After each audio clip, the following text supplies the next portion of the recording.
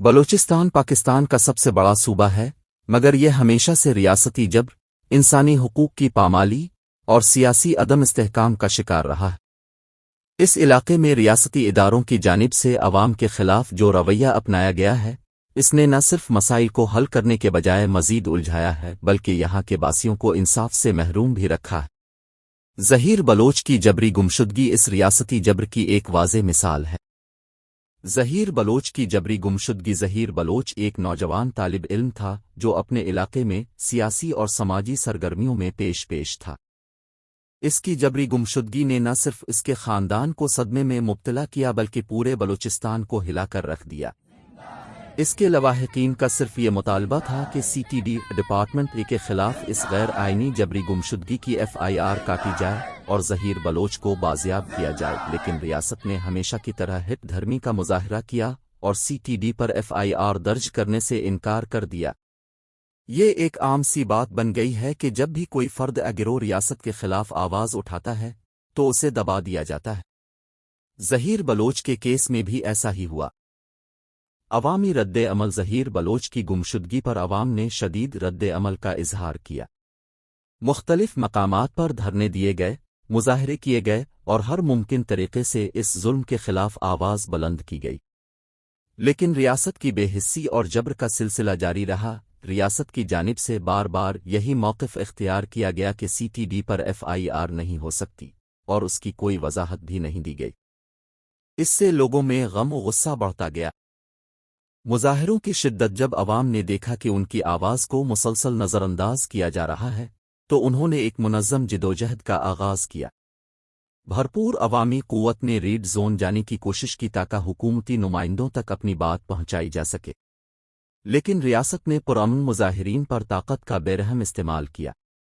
آنسو گیس کے شل برسائے گئے، سیدھی گولیاں چلائی گئیں، لاٹھیوں اور ڈنڈوں سے خواتین پر تشدد کیا گیا، عورتوں کی چادریں کھینچی گئیں اور انہیں عقوبت خانوں میں ذلیل کیا گیا۔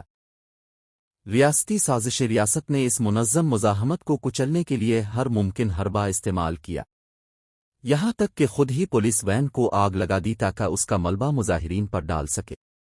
یہ ایک واضح سازش تھی تاکہ مظاہرین کو مرعوب کیا جا سکے اور ان کی آواز کو دبا دیا جائے، لیکن مظاہرین نے ریاست کی ہر چال کو ناکام بنا دیا اور بالآخر ریاست کو گھٹنے ٹیکنے پڑے۔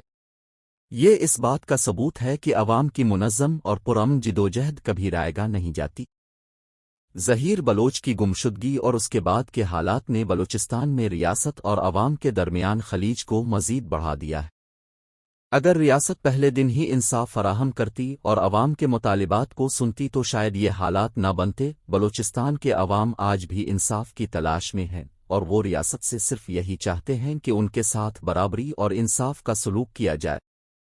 جب تک ریاست اپنے رویے میں تبدیلی نہیں لاتی اور عوام کے مسائل کو سنجیدگی سے نہیں لیتی، تب تک یہ خلیج بڑھتی جائے گی۔ بلوچستان کے عوام کی جدوجہد نے یہ ثابت کر دیا ہے کہ ظلم اور جبر کے خلاف آواز اٹھانا ضروری ہے اور اس کے لیے منظم اور پرامن جدوجہد کی ضرورت ہے۔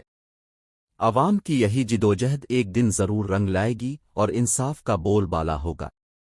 یہ کہانی صرف ظہیر بلوچ کی نہیں ہے بلکہ ہر اس شخص کی ہے جو ریاستی جبر کا شکار ہوا ہے۔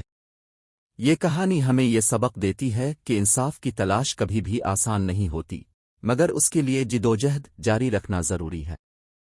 بلوچستان کے عوام کی جدوجہد ہمیں یہ سکھاتی ہے کہ ظلم کے خلاف کھڑے ہونا اور اپنے حقوق کے لیے لڑنا ہر انسان کا حق ہے۔ ہمیں امید ہے کہ ایک دن بلوچستان میں بھی انصاف کا سورج طلوع ہوگا اور ہر مظلوم کو اس کا حق ملے گا۔ تب تک ہماری جدوجہد جاری رہے گی۔ انصاف کی جیت، اس پرچار کا مقصد بلوچستان کے عوام کی آواز کو دنیا تک پہنچانا اور ریاستی جبر کے خلاف ان کی جدوجہد کو اجاگر کرنا ہے۔ امید ہے کہ اس کے ذریعے لوگوں کو بلوچستان کے حالات اور وہاں کے عوام کے مسائل کی بہتر سمجھ حاصل ہوگی۔